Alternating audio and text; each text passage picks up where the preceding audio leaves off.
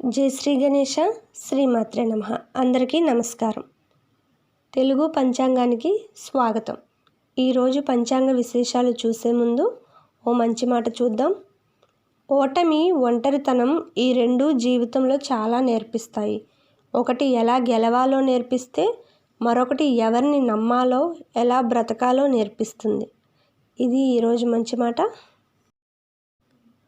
ఈరోజు పంచాంగ విశేషాలు మే 3వ తారీఖు 2026 సంవత్సరం ఆదివారం.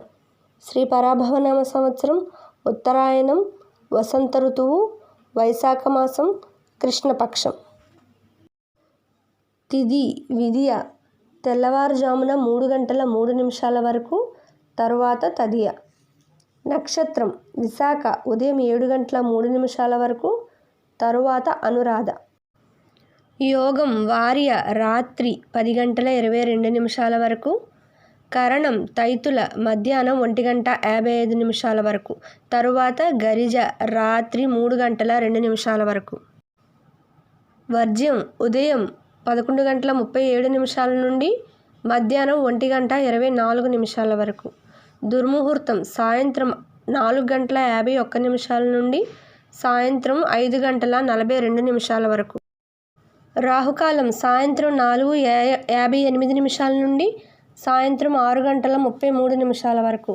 యమగండం మధ్యాహ్నం 12 గంటల 13 నిమిషాల నుండి మధ్యాహ్నం 1 గంట 48 నిమిషాల వరకు. గుళికకాలం మధ్యాహ్నం 3 గంటల 23 నిమిషాల నుండి సాయంత్రం 4 గంటల 58 నిమిషాల వరకు. బ్రహ్మముహూర్తం తెల్లవారుజామున 4 గంటల 17 నిమిషాల నుండి తెల్లవారుజామున 5 గంటల 5 నిమిషాల వరకు. అమృత గడియలు రాత్రి 10 గంటల 19 నిమిషాల నుండి రాత్రి 12 గంటల 7 నిమిషాల వరకు.